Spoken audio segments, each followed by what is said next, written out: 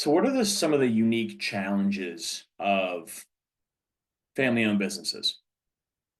You have to think that there's a lot of emotional attachment to the businesses. Some of these owners have been around working on the business their entire, adult lives, 30, 40, 50 years. Um, while the businesses they own may be successful and profitable, given they're so ingrained in the trenches of the business, there might not be formalized processes, SOPs, et cetera. So those could be challenges that you may need to face when you start and as a new buyer owning and operating these businesses. Uh, there may also be family conflicts. Are there current family members working in the business? Are they used to having their, the owner being their father, and their mother being, the payroll and HR, um, you know, roles. So when there's new ownership or leadership that comes into place, there may be initial resistance. So really the question is like, how do you deal with all this and unpack it before you actually make this purchase? Um, so what are the 5 challenges that actually kills deals? So first is really the seller hesitation and the emotional attachment. Um, the sellers sometimes can get hesitant near the end of transactions when they're about to sell. And really, a lot of times you ask yourself the question, like, is he going to sell? It's a funny image from Succession where Logan Roy's son, Kendall, he asked himself throughout the entire show, is he going to sell? Am I going to be the one who transfers and becomes the new day-to-day owner of the business, et cetera? And these are real things that happen all the time. Are there financing roadblocks and liquidity gaps? Are you able to get enough of financing to actually buy the business? If there are gaps in it, how are you going to fill those? Are there valuation gaps? Does the seller think the business should be worth a certain amount of money? You as a buyer, you might think it's overpriced. So how do you bridge that gap? Ultimately, the deal will only close if buyer and seller agree on a fair price. So there's just challenges to think about. Cultural resistance, employee uncertainty. When businesses are sold, often the current employees, they may be uncertain about their jobs. Are they guaranteed? Is there going to be resistance to, new ownership? These are a lot of the cultural elements that you need to think about in these deals you're pursuing. And lastly, the 5th challenge is last minute surprises. As you near the final week before closing, are there going to be last minute surprises like a significant due diligence findings, which your provider comes back with? Is the business earning less than you actually anticipated? And does that impact the valuation you're paying for the business? Are there a surprise such as the bank's ability to give you a loan?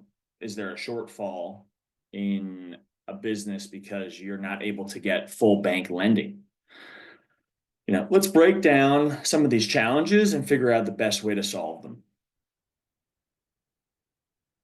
So number 1, seller hesitation and emotional attachment. A lot of these owners, legacy owners, if they've been owning and operating this business for 40 years, their identity is tied to these businesses. I've heard the comments from owners such as, this business is my life. What if the new owner ruins everything? I don't actually want to retire. These are real challenges that these owners will face. Some of them are legacy challenges. Some of them are challenges with the business itself, and their inability to actually walk away from it. A lot of these owners have been working for 40, 50 years and they don't want to retire. They want to pass on their business and continue the legacy, but what are they going to do after that? These are a lot of problems that you as a buyer need to identify and be empathetic with, because often these are the driving factors that actually move the needle and will close deals. So how do you solve it? You want to understand their why. Why are they selling?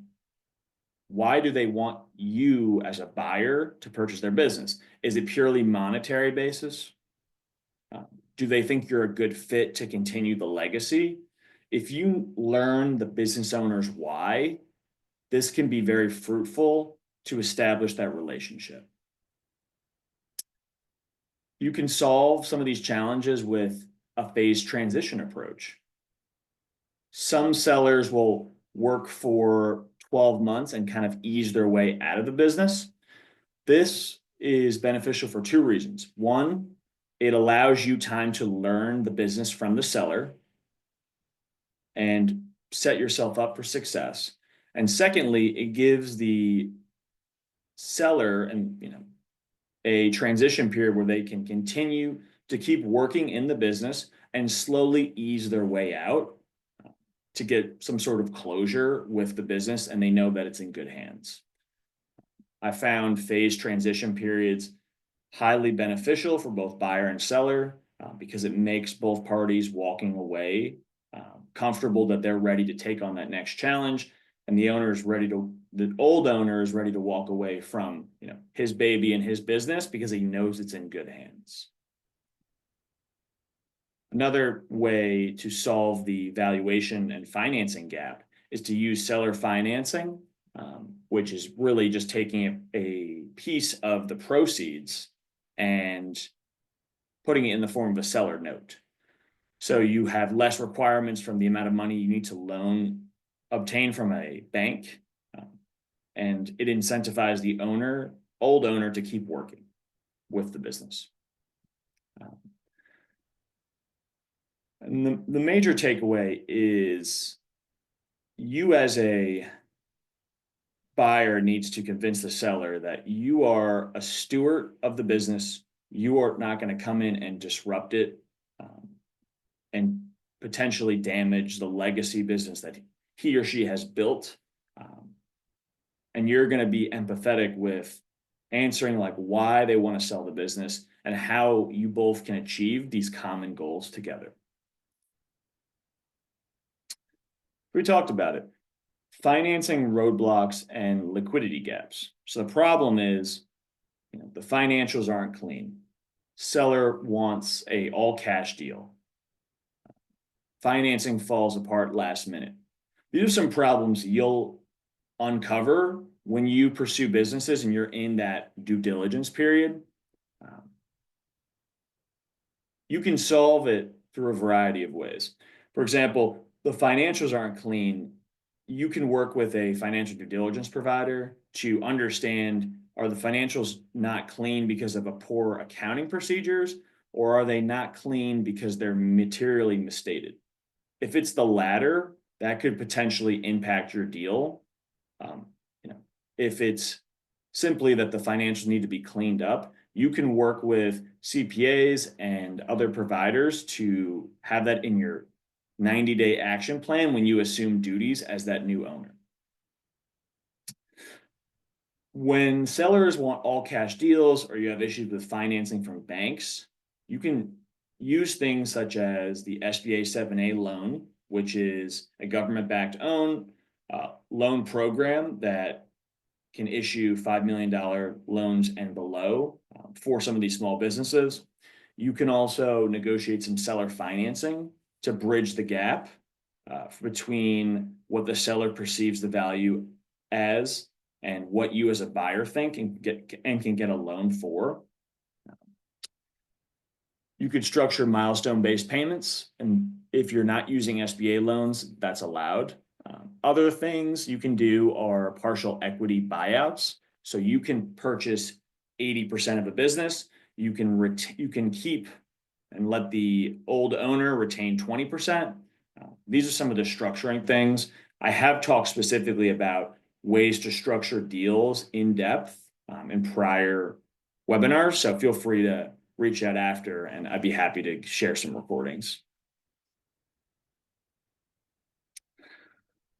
Valuation gaps and overpricing.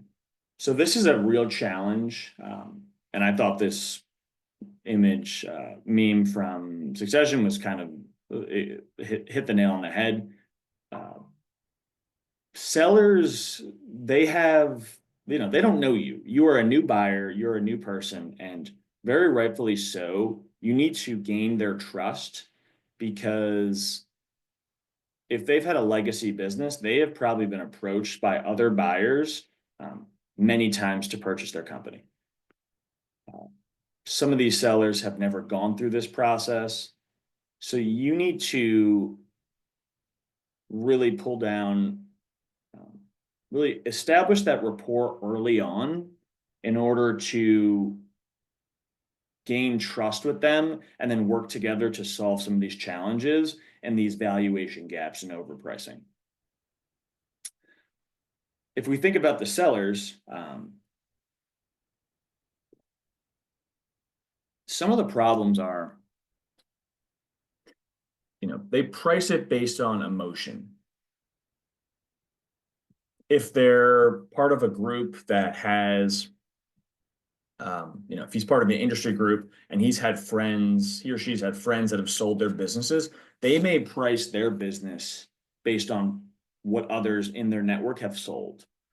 The problem with this is more often than not, the business they're actually selling isn't comparable to another business, or they're not earning enough money to justify that cost. But these are how some of these sellers think about their business sale price.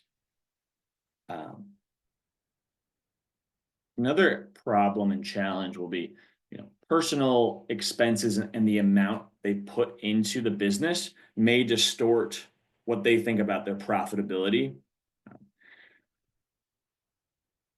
If a seller has put in millions of dollars into assets and other operating fixtures of the business, they may think that all the money they've spent should be repaid to them in the form of, at the time of closing.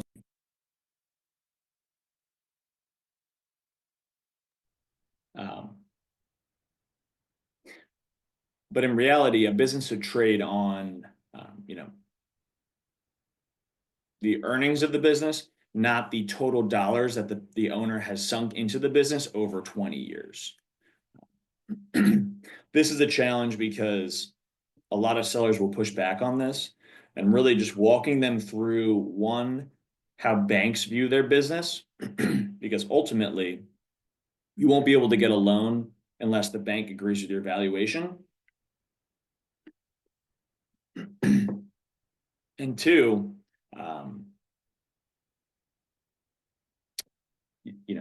the business needs to generate a certain amount of earnings in relation to what the sale price commands. So how do you solve this valuation gap and overpricing issue if it occurs? You want to normalize the financials of the company. So if there is a lot of noise of personal expenses, owner-related items, you want to remove those out, and that occurs during the financial due diligence period. Due diligence providers, such as myself, we can basically normalize out the noise so you can get a clear view of what the company is expected to earn on a go-forward basis. And then from there, you compare a normalized financial net income, or EBITDA, and you compare it to what the company is reporting. You show both of these financials side by side to the owners, and you walk them through, the differences, if there are some, and how that impacts the valuation. If the business is earning more money on a reported basis compared to a normalized financials after due diligence occurs, that may impact the valuation because it might be that the business actually isn't generating enough income, compared to what the owner thought they were. So really, you have to just bridge this gap. And how do you bridge it? Through creative financing strategies. All of these tools to bridge the gap really is part of your negotiation. Oftentimes, you will need to meet in the middle in order to get these deals closed.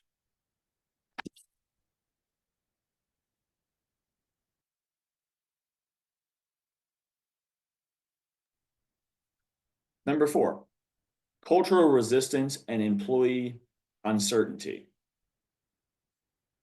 So this is a real problem. So employees, they trust the old owner. Some of them may have been working for them for 10, 15 plus years. You as a new owner, that you pose a threat. They support their families with this job.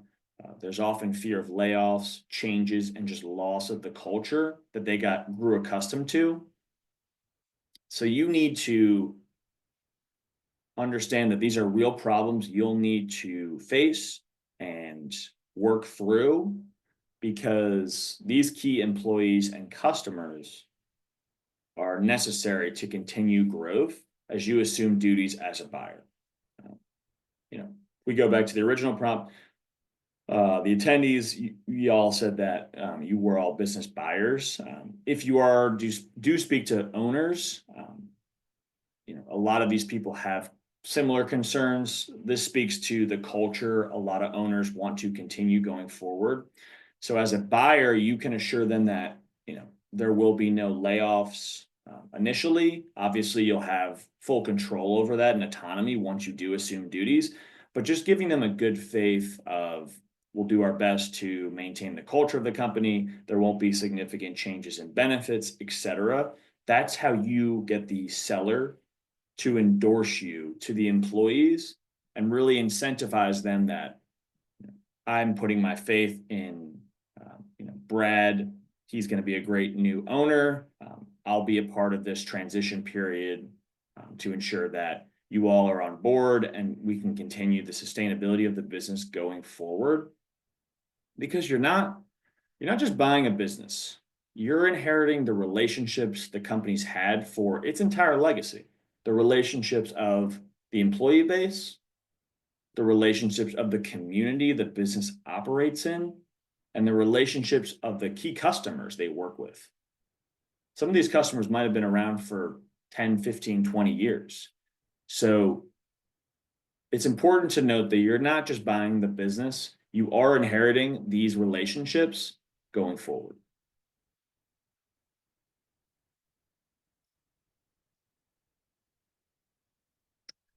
Last minute surprises. So picture this. You are buying a business and you have been doing due diligence for the past 90 days. Your deal may close at the end of the month. Right now it's February 2025, and you have a few problems that come up. You've identified that profits were inflated. This may have been uncovered doing financial due diligence.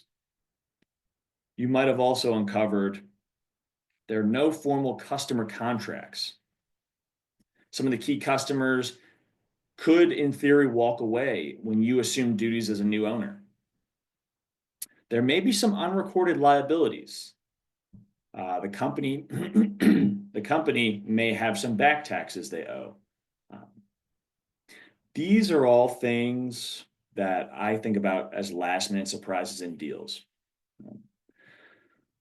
If you find yourself in this situation, my first piece of advice would be to ensure you surround yourself with a team who's kind of been through this. These sorts of issues happen all the time. I like to think about it. Are these problems red flags or yellow flags?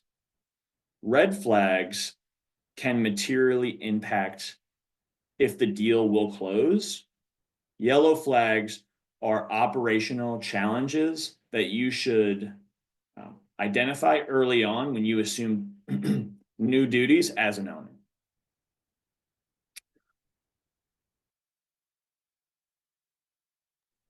So how do we solve it?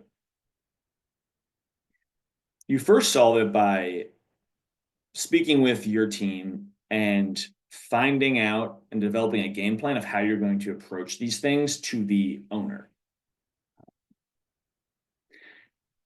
If you're a seller and you have some of these challenges with how due diligence has been going, it's often best to consult with your team and then speak to the buyer on how you're going to solve some of these challenges.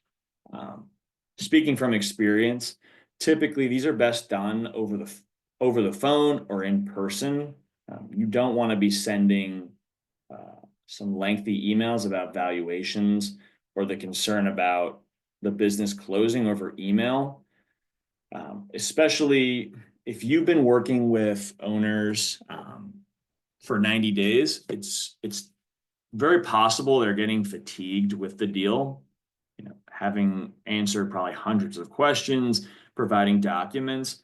They may be starting to get fatigued, and that's very risky in due diligence periods because I've seen owners get tired of the process and walk away when you're on that final stretch and week of deal closing. So be very delicate if last minute surprises come up. I understand they're stressful, but often you can work through these challenges and you can get through these in order to actually close deals. Really, some ways to solve it other than that are digging into the financials if there are discrepancies in the due diligence profits compared to what they were showing when you started, understanding, are these items real, and if they have real consequences, and how do we fix them? You could fix them through restructuring the valuation of the company or deal. You could have a larger seller earnout. So rather than trying to retrade for a $5 million deal, you could push $1 million of that 5 million total in the form of seller financing. This one maintains your ability to keep the deal and have it not risk breaking. And two, it gives you more leverage to find that SBA or bank lending, given you need less money. And another takeaway is assume something may be hidden, but if you conduct great due diligence, financial, operational, legal, tax, there should not be many surprises.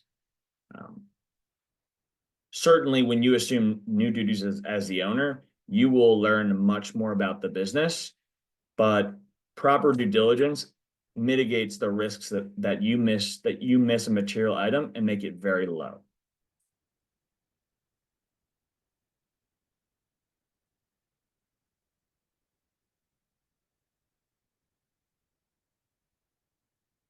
So let's close more deals without the drama of succession. So how do we do that? You want to pre-align with the seller. Pre-align with the seller is important because you can do this during the LOI period. Pre-align based on deal structuring, what they value the business as, and things like working capital, transition period, are they willing to stay on? You should ask these questions before you even begin formal due diligence. Why should you do that? One, if you don't ask some of these critical questions, you risk broken deal costs. If during due diligence, things like working capital was never really negotiated, and you come back to the table and you say, not only will I need the business at $5 million, I will also need $1 million of working capital. Effectively, you lowered the valuation by $1 million. That often will kill deals if it's a surprise to sellers. Understanding and walking through the LOI before it's signed, I've seen is the most effective to actually get these deals closed. Solve financing issues up front. If you're having challenges with SBA, banks, or other, traditional banks, work with some loan brokers to, increase the number of banks you're speaking to. Don't put all your eggs in one basket, especially if you feel that this bank isn't interested in the loan based on the industry you're trying to, buy into. So really just think about, where can I get the loan, and start lining that up as early as possible, because that's the best chance of closing. When you do anticipate your deal closing, it's best to do your best to win over the employees, and transition that culture to the best possible, to maintain the culture. If you're allowed to, I always recommend to speak to one or two of the key employees that are staying on with the business outside of ownership. Owners may push back on this, but I recommend asking them to do it the day before closing. While it's not necessary always, it's often just your final check to make sure that, is this management team and key employees that I'm going to rely on as I assume duties as owners, do I jive with him? And am I going to work well with him going forward? I hear more often than not when I speak to buyers, they regret not doing this. For example, if there's a general manager who you're assuming is going to run the day-to-day operations of the business while you focus on growing the business, the phrase, I want to work on the business, not in the business. If your key man who's supposed to work in the business, you don't have a good feeling about, you're going to have serious regrets when you move into that business ownership on day one. And then just be ruthless in due diligence. Really leverage great providers to conduct formal financial, legal, and tax due diligence, to just check all the boxes and reduce the potential risk that you're walking into something that isn't able to support a loan going forward. Really, the best deals happen when you're prepared, patient, and flexible. I want to emphasize patience and being flexible. These are the key ingredients to winning and closing deals.